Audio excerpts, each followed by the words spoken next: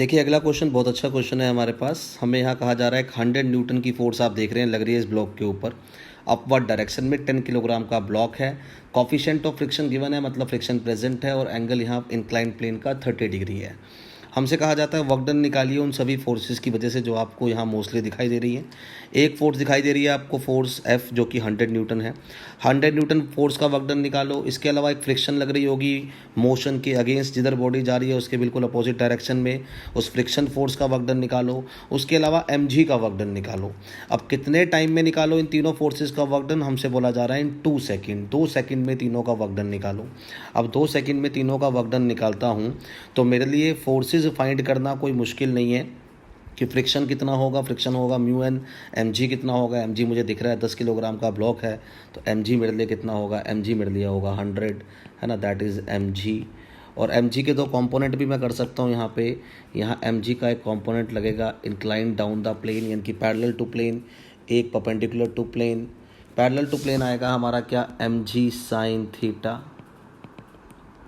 और ये हमारा क्या आएगा, एम कॉस थीटा।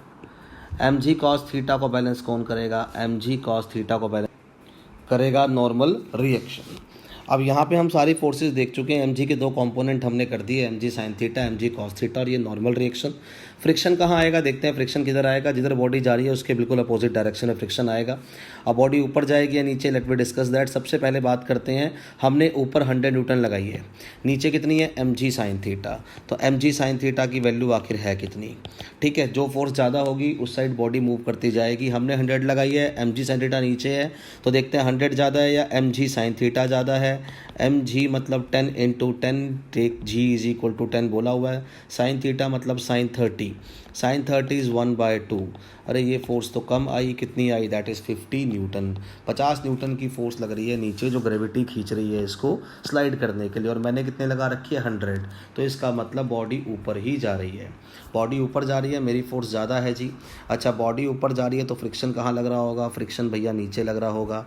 अब फ्रिक्शन कितना होगा, फ्रिक्शन जो होगा उसको निकाल लेते हैं। फ्रिक्शन फोर्स को दिखाते हैं टेंजेंशियली डाउनवर्ड, है ना, और उसको निकाल लेते हैं हम लोग।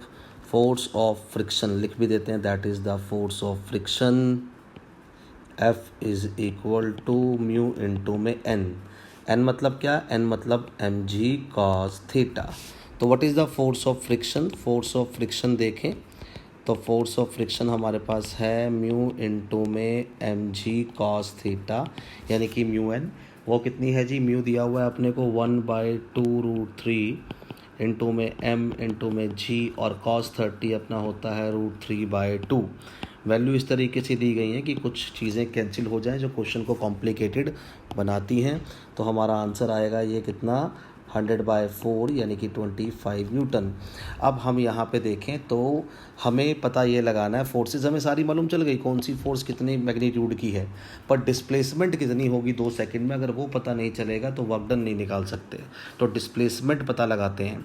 डिस्प्लेसमेंट पता लगाना है, फॉर्मूला लगाएंगे S is equal to u t plus half AT², जहाँ u इनिशियल वेलोसिटी है जो कि 0 होगी अपने आप में बॉटम मोस्ट पोजीशन पे, तो फॉर्मूला रह जाएगा हाफ AT²। अब यहाँ पे हमें टाइम तो पता है 2 सेकंड में निकालना है, एक्सेलरेशन चाहिए। अब एक्सेलरेशन कैसे निकाले जी, एक्सेलरेशन आएगी क्या हमारे पास, नेट फोर्स बाय मास। तो एक्सेलरेशन निकालते हैं net force by mass. Net force कैसे निकालें, देखते हैं भाई। हमारे को दिख रहा है कि जब बॉडी ऊपर जा रही है इंक्लाइन डायरेक्शन में ऐसे, तो कितनी फोर्सेस लग रही हैं एक दूसरे के अपोजिट, तो नेट फोर्स निकाल ली जाएगी। हम यहाँ देखें तो हमने तो लगाई थी ऊपर कितनी, 100, और अपोजिट में 2 फोर्स आ रही हैं जी। एक आ रही है फोर्स ऑफ फ्रिक्शन जो 25 न्यूटन की है, और एक आ रही है एम साइन थीटा जो 50 न्यूटन की है। दोनों निकाली हमने ये। अब हमारी नेट फोर्स क्या रहेगी, नेट फोर्स अगर मैं देखूं तो आएगा 100 माइनस 50 प्लस 25, है ना, एक में से दूसरे को माइनस करेंगे, डिवाइड बाय मास। मास कितना है जी, 10। तो यहाँ पे हमारे पास आ जाता है कितना, 25/10, 2.5 मीटर पर सेकंड स्क्वायर की एक्सेलरेशन है। नाउ फिर डिस्प्लेसमेंट कितनी होगी जी 2 सेकंड में, नाउ इन 2 सेकंड बॉडी कितनी ऊपर जाएगी इस एक्सेलरेशन से, तो डिस्प्लेसमेंट अपनी होगी हाफ 2.5 इंटू में 2 का स्क्वायर, एक 2 से 2 कैंसिल आउट हो गया, तो अपनी डिस्प्लेसमेंट निकल के आती है 5 मीटर। बस अब तो क्वेश्चन इजी हो गया, डिस्प्लेसमेंट निकाल ली हमने 5 मीटर। अब हमें क्या करना है, सभी फोर्सेस का वर्क डन निकालना है। तो वर्क डन निकाल लेते हैं, वर्क डन बाय एफ निकालते हैं, work done by force F in 2 second. तो वर्क का formula F S cos theta. आप ध्यान से देख सकते हैं कि जिस डायरेक्शन में एफ लग रही है 100 न्यूटन, डिस्प्लेसमेंट उसी डायरेक्शन में ऊपर की तरफ है, तो दोनों के बीच का एंगल 0 डिग्री होगा। हमारी फोर्स है जी 100 और डिस्प्लेसमेंट अभी हमने निकाली 5, cos 0 होता है 1, तो that is answer is 500 joule. अच्छा जी, ये पहला हो गया।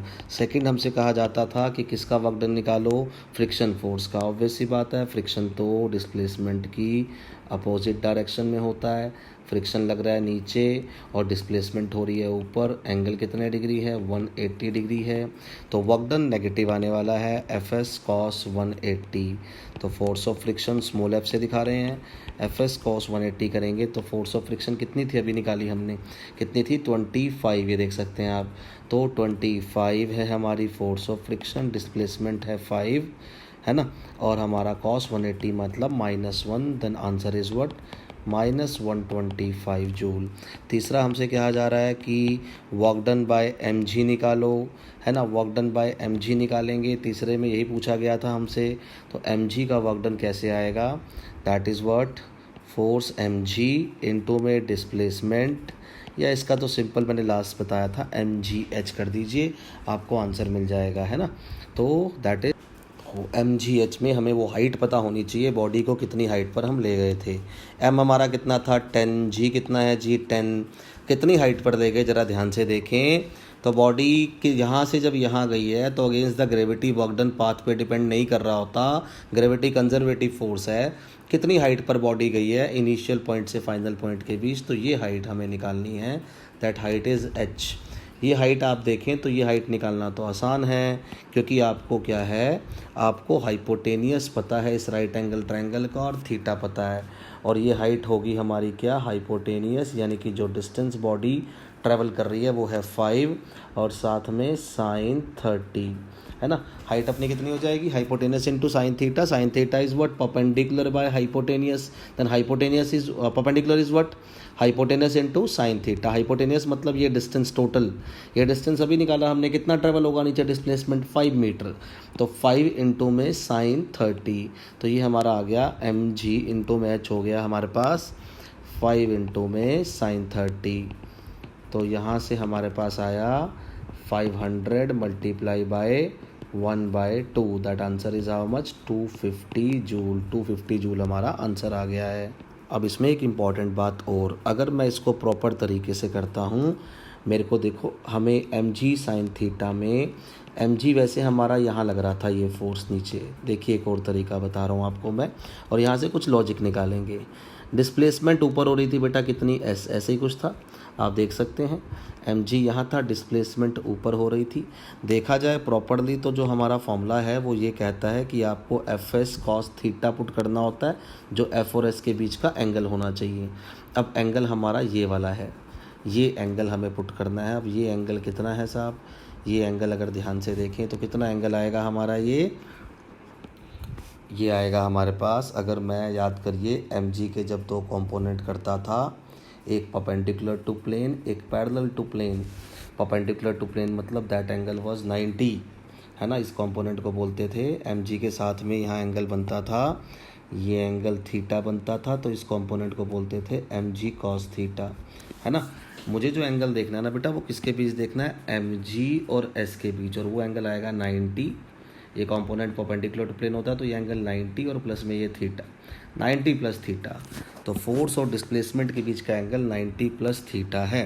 तो यहाँ हम मैं पिछले डायग्राम में भी दिखा सकता हूँ आपको कि ध्यान से देखें, एम जी हमारा नीचे लग रहा है, ठीक है, और फोर्स और डिस्प्लेसमेंट एम जी और डिस्प्लेसमेंट के बीच का एंगल 90 प्लस थीटा है, दैट एंगल इज़ थीटा। थोड़ा मेरा एंगल टेढ़ा जा रहा है लेकिन समझ सकते हैं आप, 90 प्लस थीटा, ये डिस्प्लेसमेंट हो रही है ऊपर की तरफ, एम जी लग रहा है नीचे की तरफ, एंगल हो गया 90 प्लस थीटा। तो यहाँ वर्क डन आएगा हमारे पास क्या, हम इसको मिटा देते हैं, यहाँ पे वर्क डन आएगा जी फोर्स mg, डिस्प्लेसमेंट कितनी है s, और हमारे पास कॉस जो आएगा 90 प्लस थीटा जो कि होता है साइन थीटा। तो mg इंटू एस इंटू में साइन थीटा, है ना। अब सारी वैल्यूज़ पुट कर दो आप। mg का मतलब sorry cos 90 plus theta is minus sine theta, not sine theta. यही तो समझाना था मुझको माइनस वाला कॉन्सेप्ट, तभी मैं इसको करा रहा हूँ ऐसे। तो यहाँ पे mg माइनस का mg sine theta cos 90 plus theta जो होता है। अब ये m कितना हो गया जी, 10 हो गया, g भी 10 हो गया, डिस्प्लेसमेंट अपनी 5 हो गई, साइन थीटा मतलब साइन 30, साइन 30 इज़ 1/2, और ये हमारा आंसर फिर से वही आता है कितना, that is how much, 250 joule, लेकिन माइनस का आता है। अब ये नेगेटिव का आ रहा है यहाँ पे, और ऊपर जो मैंने आंसर निकाला mgh से वो किसका आ रहा है, वो पॉजिटिव का आ रहा है। तो देखिए बेटा वर्क डन ना दो प्रकार के होते हैं, एक work done by the system, एक work done on the system. अगर आप work done by the system निकालते हैं, मतलब आप जब वर्क कर रहे हैं, आप जो वर्क कर रहे हैं वो पॉजिटिव होता है, आपको छोड़ के जो भी सराउंडिंग में चीज़ें हैं वो सारा सिस्टम है, चाहे वो फ्रिक्शन हो चाहे वो ग्रेविटी हो, आपको छोड़ के सराउंडिंग की कोई फोर्स अगर वर्क करेगी तो वो ऑलवेज नेगेटिव होगा। यहाँ पर भी आप देख सकते हैं mg जो है वो नीचे लग रही है और बॉडी जो है वो ऊपर जा रही है। mg नीचे लग रही है, बॉडी ऊपर जा रही है, बॉडी mg की डायरेक्शन में नहीं जा रही है। चाहे मैंने आपको mgh बोला, आप अभी देखिए पिछले डायग्राम में, अब h तो ऊपर की तरफ डिस्प्लेसमेंट थी पर mg कहाँ था, mg नीचे की तरफ था। तो mg के द्वारा किए गए वर्क डन को हम पॉजिटिव नहीं नेगेटिव कहेंगे, बिकॉज रीज़न इज़ दैट कि mg लग रहा है ऊपर की तरफ, mg लग रहा है हमारे पास कहाँ, ऊपर की तरफ, और डिस्प्लेसमेंट mg लग रहा है नीचे की तरफ सॉरी, और डिस्प्लेसमेंट हो रही है ऊपर की तरफ, तो एंगल यहाँ भी 180 है। तो जब भी वर्क डन बाय ग्रेविटी निकालने के लिए बोला जाए तो समझ लीजिएगा वो आप mgh से निकाल लो, कोई दिक्कत नहीं है, नीचे वाला लंबा चौड़ा मेथड करने की नीड नहीं है, mgh से निकाल लो। पर वर्क डन बाय ग्रेविटी बोले तो उसको नेगेटिव में दिखाना लास्ट में, -250 जूल। हाँ, यही वर्क डन अगर आपसे पूछा जाए आप कितना कर रहे हैं तो उसको प्लस में दिखाना, दैट विल बी प्लस, ठीक है। मतलब अगर आप लेकर जा रहे हैं अगेंस्ट द ग्रेविटी तो पॉजिटिव वर्क डन, और ग्रेविटी की फोर्स से वर्क डन निकाल रहे हैं तो वो नेगेटिव वर्क डन। हमसे पूछा गया था work done by mg, not against mg, by mg पूछा है तो भाई नेगेटिव ही आएगा। mg लगता है नीचे, बॉडी जा रही है ऊपर, एंगल 180, वर्क नेगेटिव। हाँ, वर्क डन अगेंस्ट ग्रेविटी पूछता तो मैं कहता वो पॉजिटिव। देखिए बेटा फिर से वैसा ही क्वेश्चन हम कर रहे हैं लास्ट क्वेश्चन के जैसा। हमसे कहा जा रहा है फिर से एक ब्लॉक है, 25 न्यूटन की फोर्स लगाई है, पिछली बार 100 की लगाई थी मैंने, और हमसे कहा जा रहा है 20 किलोग्राम का ब्लॉक है आपकी बार, बाकी सब कुछ सेम है। और हमसे कह रहा है कि वर्क डन निकालो, friction force, force of gravity, constant force in 2 second. तो देख लेते हैं कौन कौन सी फोर्स यहाँ पे लग रही हैं। यहाँ पे अगर बात करें फ्रिक्शन फोर्स की तो फ्रिक्शन फोर्स तो अगेंस्ट द मोशन आएगी, पर होगी कितनी, मैं देखूँ ग्रेविटी होगी जी mg, और इधर पैरेलल टू प्लेन आएगी हमारी क्या, mg sine theta, perpendicular to plane कौन सी फोर्स आएगी, वो आएगी mg कॉस थीटा, है ना, mg कॉस थीटा। और जिसको बैलेंस कौन करेगा, इसको बैलेंस करेगा कौन, नॉर्मल रिएक्शन। तो हम यहाँ अगर बात करें, हमारे पास जो है फ्रिक्शन फोर्स जो होती है वो होती है mu M g cos theta, यानी कि म्यू इंटू एन, एक ही बात है। अगर मैं म्यू की वैल्यू पुट करूँ, दे रखी है पहले की तरह 1/2√3, जी होता है 10, m है 20, cos 30 मतलब होता है कितना, √3/2, है ना, थीटा 30 डिग्री है, ये √3 से √3 कैंसिल आउट हो गया, ये हमारे पास फोर्स आ गई 50 न्यूटन, है ना। अच्छा, एक है जी mg साइन थीटा वाली फोर्स, आल्सो एक mg साइन थीटा है जो नीचे लगती है, mg साइन थीटा। अरे फोर्सेस निकालूंगा तभी मालूम चलेगा बॉडी कहाँ जाएगी, ऊपर या नीचे। पिछली बार तो अपवर्ड फोर्स ज़्यादा थी तो बॉडी ऊपर चली गई थी, ध्यान से देख सकते हैं, मैं दोबारा दिखा सकता हूँ आपको। अपवर्ड फोर्स ज़्यादा थी 100, डाउनवर्ड मिलाकर दोनों कितनी थी, दोनों फोर्सेस कम थी, एक 50 एक 25, ठीक है, अपवर्ड ज़्यादा थी।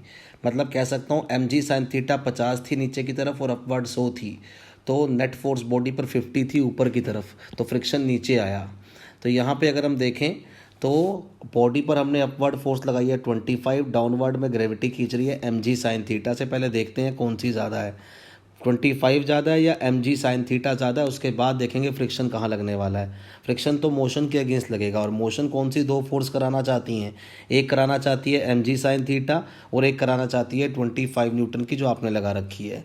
तो mg साइन थीटा कितनी है जी, 20 इंटू में जी 10 साइन 30 इज़ 1/2। ये हमारे पास कितनी आ गई, दैट इज़ 100 न्यूटन। अरे बाबा, ये तो डाउनवर्ड फोर्स ज़्यादा निकली, 100 न्यूटन निकली। तो एक डायग्राम बनाते हैं, यहाँ पे एक डायग्राम में दिखाते हैं भाई। नीचे एक लग रही है mg साइन थीटा जो 100 न्यूटन की है, और हमने ऊपर की तरफ लगा रखी है 25। तो बॉडी तो कहाँ जाएगी, बॉडी तो जाएगी नीचे, कितनी फोर्स से, 75 से, है ना। 100 माइनस 25, बॉडी 75 न्यूटन से कहाँ जाना चाहेगी, नीचे। लेकिन अभी फ्रिक्शन फोर्स एक्टिव हो जाएगी और वो इसके मोशन को अपोज करेगी। फ्रिक्शन कहाँ लगेगी जी, फ्रिक्शन लगेगी ऊपर। कितनी है जी फोर्स ऑफ फ्रिक्शन, वो भी हमने निकाली है, वो है 50 न्यूटन। अब यहाँ पे मैं एक्सलरेशन निकालूंगा। एक्सलरेशन होता है नेट फोर्स बाय मास।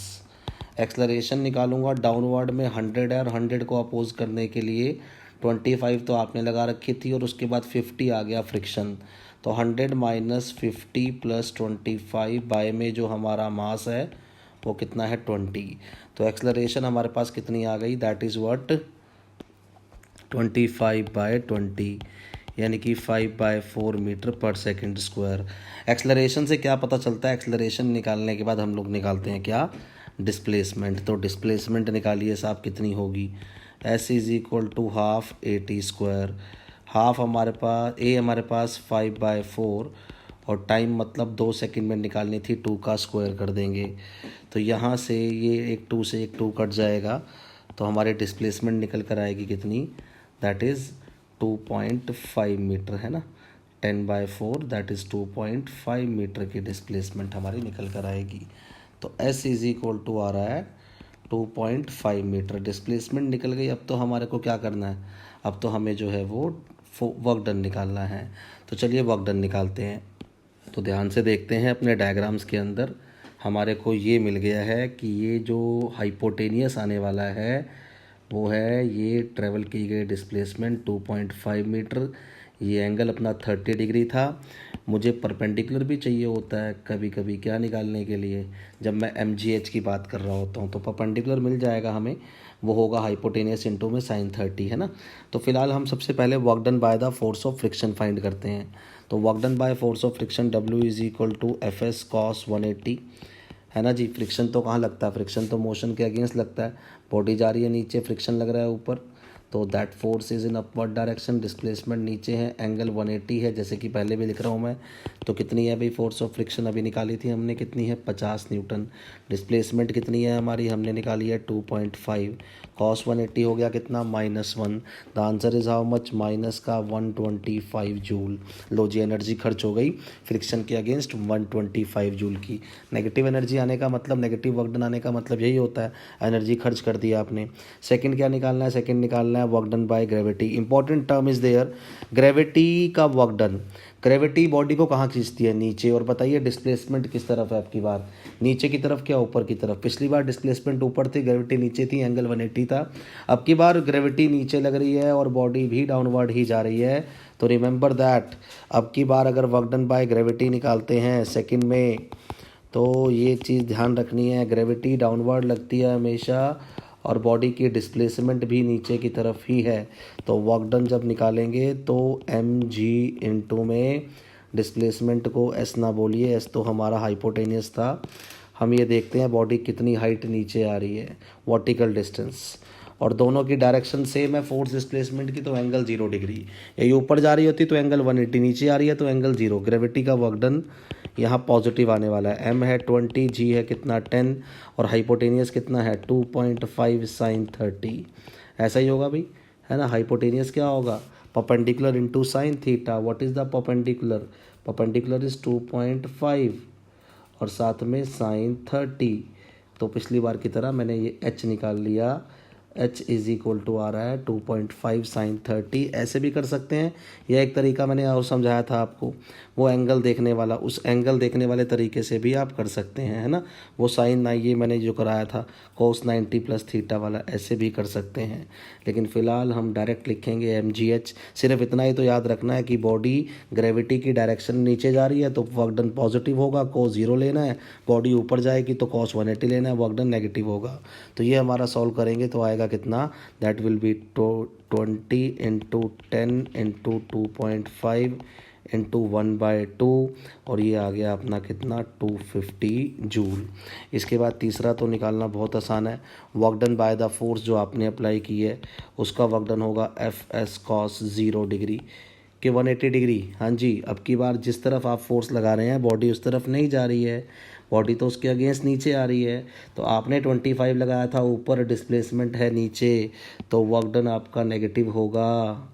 ठीक है, आपने 25 लगा रखी है ऊपर, लेकिन डिस्प्लेसमेंट बॉडी की नीचे हो रही है, तो एंगल इज़ 180 डिग्री।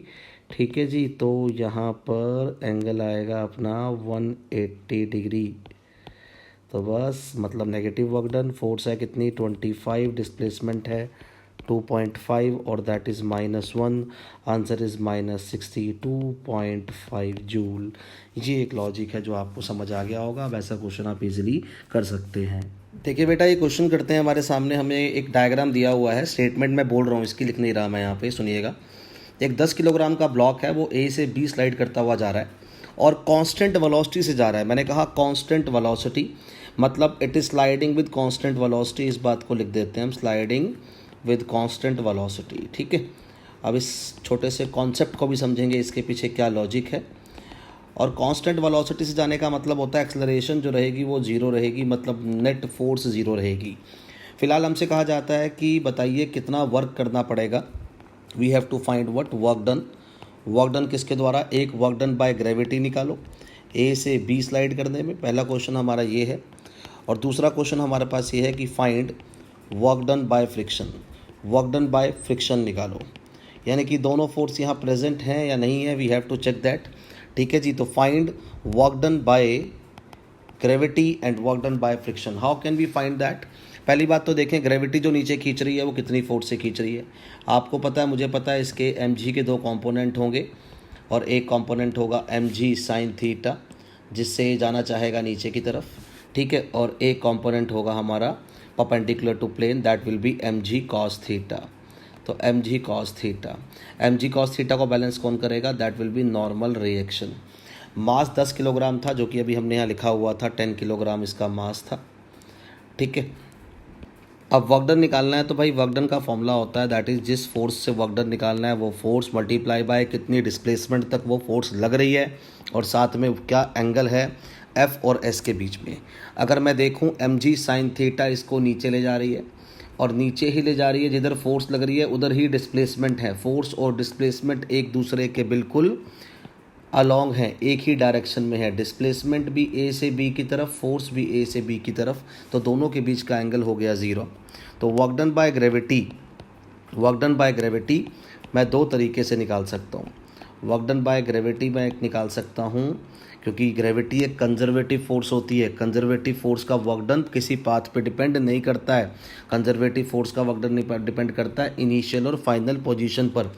अब वर्क डन बाय ग्रेविटी में जो फोर्स ग्रेविटी की इसको ले जा रही है वो है mg साइन थीटा, और जिस डिस्प्लेसमेंट तक ले जा रही है वो डिस्प्लेसमेंट है s।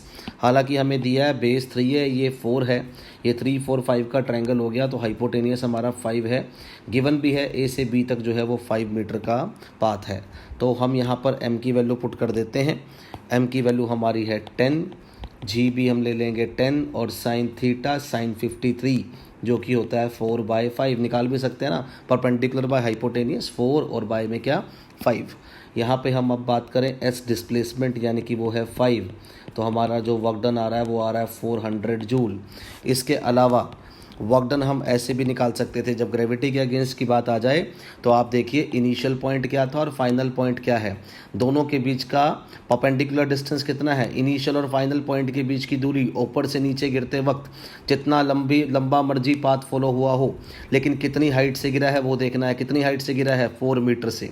डाउनवर्ड डायरेक्शन में 4 मीटर से गिरा है। डाउनवर्ड डायरेक्शन में फोर्स कितनी है, डाउनवर्ड डायरेक्शन में फोर्स है mg यानी कि 100। मैं लिख रहा हूँ यहाँ पे 100।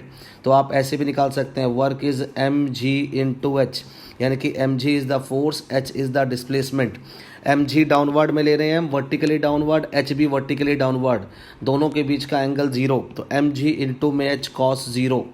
m पुट कर लीजिए 10, g पुट कर लीजिए 10, h पुट कर लीजिए क्या, h हमारा 4 है, तब भी आंसर 400 जूल ही आ रहा है। तो दोनों तरीके से हम लोग वर्क डन निकाल सकते हैं। यहाँ पे समझ पा रहे हैं आप दोनों तरीके से कैसे बना। अब बात यहाँ पे क्या आती है, हमसे एक बड़ी इंपॉर्टेंट टर्म दी गई थी कि ये कांस्टेंट वेलोसिटी से जा रहा है। कांस्टेंट वेलोसिटी का मतलब नेट फोर्स 0 होगी सर। अब इस पर डाउनवर्ड डायरेक्शन में फोर्स लग रही है, कितनी लग रही है, mg sine theta incline direction में। अगर ये 0 है, अगर नेट फोर्स 0 है तो इसके अपोजिट में भी एक फोर्स होनी चाहिए। और अपोजिट में कौन सी फोर्स होगी, इसका हमें हिंट दिया हुआ है। हमें सेकंड पार्ट में पूछा गया कि find the work done by the friction, मतलब अपोजिट में फोर्स ऑफ फ्रिक्शन लग रहा है जो कि होता है म्यू इंटू एन। अब ये फोर्स ऑफ फ्रिक्शन अगर मिल जाए तो मैं यहाँ पे वर्क डन फाइंड कर सकता हूँ। यहाँ पे डिस्प्लेसमेंट मुझे पता है, ये फोर्स चाहिए। हाँ, फोर्स डिस्प्लेसमेंट के बीच का एंगल 180 है, फोर्स ऊपर लग रही है, डिस्प्लेसमेंट बिल्कुल उसके अपोजिट है। फ्रिक्शन के साथ डिस्प्लेसमेंट का एंगल वैसे भी 180 होता है, फ्रिक्शन हमेशा डिस्प्लेसमेंट के अपोजिट डायरेक्शन में लगता है। लेकिन ये मुझे निकालने के लिए n चाहिए, n हम निकाल लेंगे, n is equal to mg cos theta होता है। n mg कॉस थीटा को बैलेंस करता है, बट म्यू कितना है, म्यू यानी कि कोफिशिएंट ऑफ फ्रिक्शन वो हमें नहीं दिया हुआ है। तो नहीं दिया है तो फिर कैसे निकालें, और ना ही कहीं ये बोला हुआ था कि ये एक फ्रिक्शन वाला सरफेस है। हमसे सिर्फ इतना कहा गया था बॉडी कांस्टेंट वेलोसिटी से जा रही है। तो कांस्टेंट वेलोसिटी का मतलब भी यही था, नेट फोर्स 0। नेट फोर्स 0 का मतलब क्या था, समझो कि mg साइन थीटा लग रही थी नीचे, फिर भी नेट फोर्स 0 दिखा रहा है, तो इसका मतलब इसके बिल्कुल इक्वल एंड अपोजिट कोई दूसरी फोर्स लग रही है, तभी नेट क्या हो गई है, 0 हो गई है। तो इसके अपोजिट डायरेक्शन में जो फोर्स है वो कौन सी फोर्स है, यहीं से हिंट मिलता है, वो फ्रिक्शन फोर्स है।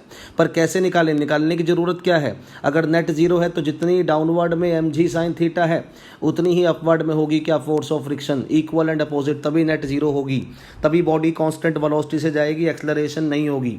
तो यानी कि जो हमारी फोर्स ऑफ फ्रिक्शन है वो भी किसके बराबर है, वो भी mg साइन थीटा के बराबर है इस लॉजिकल क्वेश्चन में। और mg साइन थीटा अभी निकाला है हमने ऊपर, और वो mg साइन थीटा जो हमने निकाला वो ये देखिए ये रहा, ठीक है। अब यहाँ पे वो है हमारा कितना, जितना पहले था वही है, ये हमारे पास आ गया कितना 200 है ना, सॉरी 80 आ गया जी। mg साइन थीटा वाज 80 क्योंकि 5 तो डिस्प्लेसमेंट है, तो mg साइन थीटा 80 आ गया। तो वर्क डन बाय फ्रिक्शन क्या होगा जी, वर्क डन बाय फ्रिक्शन अगर निकालें तो बहुत आसान है जी। जो हमारी ग्रेविटी वाली फोर्स थी वही हमारी फ्रिक्शन वाली फोर्स है। जो डिस्प्लेसमेंट वहाँ हुई थी उस फोर्स की वजह से 5 की, वही यहाँ होगी, बस फ़र्क इतना होगा, यहाँ एंगल 180 होगा, फोर्स लगेगी ऊपर की तरफ, डिस्प्लेसमेंट होगी नीचे की तरफ, their angle will be 180 degree, ठीक है। फोर्स का मैग्नीट्यूड सेम है, डिस्प्लेसमेंट का मैग्नीट्यूड सेम है, तो वर्क डन भी सेम आएगा। बट जब फॉर्मूला लिखा जाएगा fs cos 180, तो cos 180 -1 होता है, फोर्स वही आएगी अपनी 480, और डिस्प्लेसमेंट अपनी है कितनी 5, और साथ में cos theta that is -1, the answer is minus का 400 जूल। तो इस कांस्टेंट वेलोसिटी वाले लॉजिक को आप समझे, आपको फोर्स ऑफ फ्रिक्शन को बैलेंस करना है किससे, mg साइन थीटा से। तो जो work done mg sine theta करेगी वही work done force of friction करेगी। mg साइन थीटा भी 5 मीटर तक लग रही है, फ्रिक्शन भी 5 मीटर तक लग रहा है, डिस्प्लेसमेंट दोनों की सेम है, बस एंगल जो रहेगा फ्रिक्शन वाले केस में 180 हो जाएगा, तो ये वर्क डन -400 जूल आ जाएगा, और ऊपर वाला वर्क डन जो है वो +400 जूल आ गया था। देखिए बेटा, बहुत अच्छा क्वेश्चन है, बहुत इंपॉर्टेंट क्वेश्चन है, फ्रिक्शन के कॉन्सेप्ट पर बेस्ड क्वेश्चन है। फ्रिक्शन वाले चैप्टर में हमने 2 ब्लॉक इकट्ठे मूव कराए थे, ठीक है। कभी एक ऊपर वाले पर फोर्स लगाई, कभी नीचे वाले पर फोर्स लगाई, कभी दोनों पर लगाई। फिलहाल यहाँ पे क्या है, नीचे वाला सरफेस स्मूथ है, आसान हो गया थोड़ा सा क्वेश्चन इस बात को सुनते ही। और यहाँ ऊपर जो है फ्रिक्शन प्रेजेंट है 0.3। ऑब्वियस सी बात है इन दोनों के बीच फ्रिक्शन नहीं होगा तो फिर ये दोनों साथ नहीं चल पाएंगे। हमने ऊपर वाले ब्लॉक पे 30 न्यूटन की फोर्स लगाई और हम मान लेते हैं कि दोनों ब्लॉक एक साथ चल रहे हैं। हमें नहीं पता दोनों एक साथ चल रहे हैं या सेपरेट होंगे। हमें इतना कहा जा रहा है 30 न्यूटन की फोर्स लगा लीजिए और फिर देखिए क्वेश्चन कह रहा है work done by the friction force निकालिए block A and B. Friction force A पर कितना वर्क कर रही है, बी पर कितना कर रही है, मतलब फ्रिक्शन ए पे कितना लग रहा है, बी पे कितना लग रहा है, वो फोर्स हमें पता लगानी है।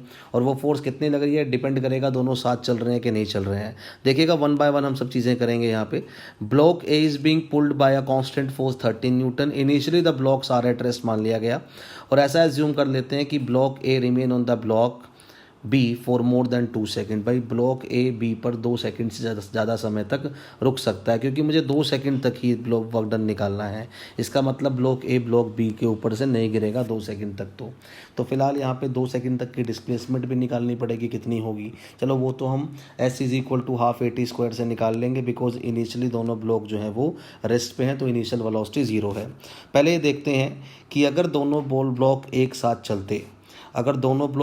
चलते हैं तो कितनी एक्सेलरेशन रिक्वायर्ड होती है। अब दोनों ब्लॉक अगर एक साथ चलते हैं तो भाई मैं यहाँ पे एक साथ एक ही सिस्टम बनाता हूँ दोनों ब्लॉक का, तो दोनों का मिलाकर जब दोनों एक साथ चलेंगे तो एक ही मान लूँगा पूरे सिस्टम को। दोनों का मिलाकर जो है वो मास कितना है 15 किलोग्राम और इस 15 किलोग्राम को नीचे जो सरफेस है वो स्मूथ दिया हुआ है तो कोई फोर्स ऑफ फ्रिक्शन अपोज करने वाली नहीं है। हम यहाँ पर 30 न्यूटन की फोर्स लगा रहे हैं। 30 न्यूटन की फोर्स से हम इसको खींच रहे हैं तो देखिए ऊपर वाले ब्लॉक पर लगाई है। ऊपर वाले ब्लॉक और नीचे वाले ब्लॉक के बीच में फ्रिक्शन प्रेजेंट है तो नीचे वाले ब्लॉक को तो आगे फ्रिक्शन ही लेके जाएगा। इनके एटम आपस में एंटेंगल्ड हैं, फंसे हुए हैं, गुथे हुए हैं तो वो नीचे वाले ब्लॉक को अपने साथ लेकर जाएंगे। दोनों इकट्ठे चल रहे हैं, अपोजिट डायरेक्शन में, स्मूथ सरफेस है तो यहाँ कोई फ्रिक्शन फोर्स नहीं है। तो यहाँ पर एक्सेलरेशन कितनी रिक्वायर्ड है अगर दोनों एक साथ चलते हैं 30 न्यूटन से तो 30 माइनस 0 बाय में 15 मतलब नेट फोर्स बाय मास है ना, ज़्यादा में से कम को माइनस किया डिवाइड बाय मास किया तो 13 माइनस 0 बाय 15 यानी कि 2 मीटर पर सेकंड की स्क्वायर की एक्सेलरेशन से अगर मैं लेके जाता हूँ तो ये दोनों एक साथ चल सकते हैं। मतलब मैक्सिमम से मैक्सिमम एक्सेलरेशन इनकी 2 मीटर पर सेकंड स्क्वायर हो सकती है अगर ये दोनों एक साथ चलें। ऐसे निकाली जाती है ए मैक्स। अब मैं अगर 2 मीटर पर सेकंड स्क्वायर से लेके जाता हूँ तो नीचे वाले ब्लॉक पर जो फ्रिक्शन फोर्स उसको लेकर जाएगी, मैं लिख रहा हूँ ऊपर, वो कितनी होगी। तो नीचे वाला ब्लॉक जो हमारा 10 किलोग्राम वाला ब्लॉक है उसका एक फ्री बॉडी डायग्राम फिर से बना लेते हैं। उसको तो फ्रिक्शन ही आगे लेके जाएगा और मैक्सिमम से मैक्सिमम फ्रिक्शन उसको जो है वो क्या कर सकता है 2 मीटर पर सेकंड स्क्वायर से ले जा सकता है अगर दोनों एक साथ चल रहे हैं तो ये 10 किलोग्राम का ब्लॉक था जी। नीचे अपोजिट में कोई फ्रिक्शन नहीं है, ठीक है। यहाँ जो फोर्स इसको लेकर जाएगी मास इनटू एक्सेलरेशन, अपोजिट में कोई फोर्स नहीं है, मास है जी 10 और कितनी मैक्सिमम एक्सेलरेशन से ले जा सकते हैं इसको 2 तो 20 न्यूटन की फोर्स चाहिए जो इसको आगे ले जा सके। मतलब 20 न्यूटन की फोर्स अगर यहाँ होगी तो इसकी एक्सेलरेशन 2 होगी, समझ पा रहे हैं, या 2 एक्सेलरेशन होगी तो 20 न्यूटन की फोर्स चाहिए इस पर। ये चाहिए हमें, पर हमें अभी पता नहीं है कितनी फ्रिक्शन लग रही है। ये तो हमारी एस्टिमेटेड फ्रिक्शनल फोर्स है, एस्टिमेटेड। अब हम बात करें लग कितनी रही है। अब हम बात करें तो फ्रिक्शन मैक्सिमम कितना लग सकता है जी। यहाँ देखो मैक्सिमम फ्रिक्शन क्या प्रोवाइड हो सकता है। मैक्सिमम फ्रिक्शन का फॉर्मूला होता है म्यू एम जी। म्यू कितना है 0.3 और एम कितना है हमारे पास, एम है जी 5। ऊपर वाले ब्लॉक पे देखा जाता है ना फ्रिक्शन, वही प्रोवाइड कर रहा है। तो म्यू और इनटू में इसकी normal reaction, mu M G मतलब नॉर्मल रिएक्शन। जो नॉर्मल रिएक्शन यहाँ लग रही है मैं दिखा भी देता हूँ ऊपर, that is the normal reaction, that normal reaction is M G यानी कि 5G। तो फ्रिक्शन फोर्स जो होती है वो होती है हमारी म्यू इंटू एन, ठीक है। अब म्यू इंटू एन हमारी फ्रिक्शन फोर्स है, ठीक है जी। तो वो म्यू इंटू में एन इंटू में जी मतलब म्यू 0.3 और जो एन है, एन हमारा हो गया एम जी यानी कि 5G तो दैट इज़ 15 न्यूटन है ना, G10 ले लेंगे बोला भी हुआ है। तो 15 न्यूटन भाई मैक्सिमम फ्रिक्शन मिल सकता है यहाँ पे। इससे ऊपर तो फ्रिक्शन आ ही नहीं सकता, जबकि चाहिए कितना 20। इसका मतलब एफ एस्टिमेटेड तो हमारा कम है किससे, मैक्सिमम से, सॉरी ज़्यादा है, कम नहीं ज़्यादा है मैक्सिमम से। इतना तो है ही नहीं, जब इतना नहीं है तो दोनों ब्लॉक साथ नहीं चलेंगे, ठीक है। इसको साथ चलने के लिए 20 चाहिए था, है 15, तो दोनों सेपरेट हो जाएंगे। अब दोनों जब सेपरेट हो जाएंगे तो अब हम यहाँ क्या करते हैं, अब सेपरेट करके इसको सॉल्व करते हैं। भाई ब्लॉक ए अलग जाएगा, ब्लॉक बी अलग जाएगा। तो हम यहाँ फ्री बॉडी डायग्राम बनाते हैं। 5 किलोग्राम का फोर्स था, हमने 30 न्यूटन लगाई थी। मैक्सिमम से मैक्सिमम फ्रिक्शन जो है वो 15 न्यूटन आ सकता है जी। इसकी एक्सेलरेशन को A1 मान लो, दोनों अलग अलग जाएंगे, दोनों सेपरेट होंगे। एक ब्लॉक कोड देते हैं, नीचे वाला जो था हमारा 10 किलोग्राम का ब्लॉक था, उसको जो है फ्रिक्शन ही आगे खींच के ले जा सकता है और कोई फोर्स नहीं लग सकती। और वो मैक्सिमम फ्रिक्शन अभी हमने निकाला, मैंने लिख भी दिया यहाँ, 15 न्यूटन है जी, इससे ऊपर नहीं है। तो 15 न्यूटन का मैक्सिमम फ्रिक्शन यहाँ लग रहा है और अपोजिट डायरेक्शन में इसको अपोज करने के लिए 0 फ्रिक्शन है, क्योंकि आप देख सकते हैं नीचे स्मूथ सरफेस है। इसकी एक्सेलरेशन होगी A2, तो व्हाट विल बी A1 होगी हमारी net force by mass 13 minus 15, ज़्यादा में से कम को माइनस करेंगे, बाय में 5, है ना। ऐसा फ्रिक्शन में हम एक्सेलरेशन निकालना सीख चुके हैं, फ्रिक्शन वाले चैप्टर में ऐसे एक्सेलरेशंस निकाली जाती थी। एक्सेलरेशन निकालते थे, बस अब वर्क डन निकाल रहे हैं और तो कुछ भी नहीं है, बाकी सब कुछ तो सेम है। तो A1 हमारे पास कितना आ गया, नेट फोर्स बाय मास, तो ये हमारे पास आ गया कितना, दैट इज़ 3 मीटर पर सेकेंड स्क्वायर। A2 कितना आ गया जी, A2 is net force by mass, net force कितनी है ऊपर थोड़ा सा लिख दें ताकि जगह हमें मिल जाएगी, 15 माइनस में 0 बाय में 10, ये आ गई हमारे पास कितनी, 1.5 मीटर पर सेकेंड स्क्वायर। अब हम क्या करेंगे, दोनों की डिस्प्लेसमेंट निकालते हैं, किसमें, 2 सेकंड में। S1 निकालेंगे तो हाफ, S1 मतलब SA, ये ब्लॉक हमारा A था, ये हमारा ब्लॉक B था। A वाले की निकालते हैं तो half A1 T square, you तो 0 है, तो हाफ A1 है अपना 3 और टी स्क्वायर मतलब 2 से 2 कैंसिल, दैट इज़ 6 मीटर। ऐसे ही हम लोग जो है डिस्प्लेसमेंट निकालते हैं B की, तो half A2 T square, half और A2 अपने पास कितना है 1.5 और टी का स्क्वायर मतलब 2 का square, that displacement is 3 metre. तो एक हमारी आ गई 6 मीटर, एक 3 मीटर आ गई।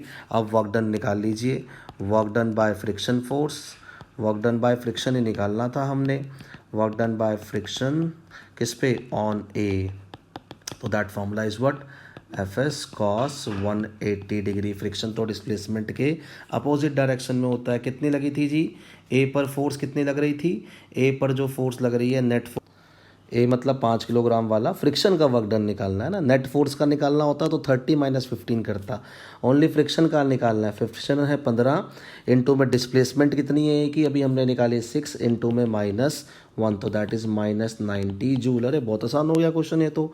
अब हम निकालते हैं work done by friction on B, work done by friction on B that is also Fs cos 180। अब मैं बात करूं बी पर जो फ्रिक्शन लग रहा है वो भी कितना लग रहा है, 15 लग रहा है, लेकिन उसकी डिस्प्लेसमेंट कितनी है, 3 अभी निकाली हमने, और ये cos 180 -1, the answer is how much, कितना आएगा आंसर, cos 180 है, नहीं गलती कर रहे हैं हम यहाँ पे। आप ये चीज़ बड़ा ध्यान से देखेंगे, इतना फास्ट फॉरवर्ड में नहीं करना है। आप देखो ना, डिस्प्लेसमेंट तो फॉरवर्ड डायरेक्शन में हो रही है और ब्लॉक ए पे जो फ्रिक्शन लग रहा था वो पीछे की तरफ लग रहा था, देख सकते हैं फ्रिक्शन पीछे था, डिस्प्लेसमेंट आगे थी, तो एंगल हमारा था 180। लेकिन सेकंड वाले केस में क्या है, फ्रिक्शन ही उसको आगे ले जा रहा है, फ्रिक्शन ही उसकी डिस्प्लेसमेंट का कारण है और तो कोई फोर्स ही नहीं है। तो डिस्प्लेसमेंट और फ्रिक्शन दोनों सेम डायरेक्शन में है, तो यहाँ Fs cos 180 नहीं, यहाँ Fs cos 0 आएगा, both are in same direction. तो 15 इंटू 3 इंटू में cos 0 is 1, then answer is how much, plus का 45 जूल। ये हमारा नेट आंसर आ गया।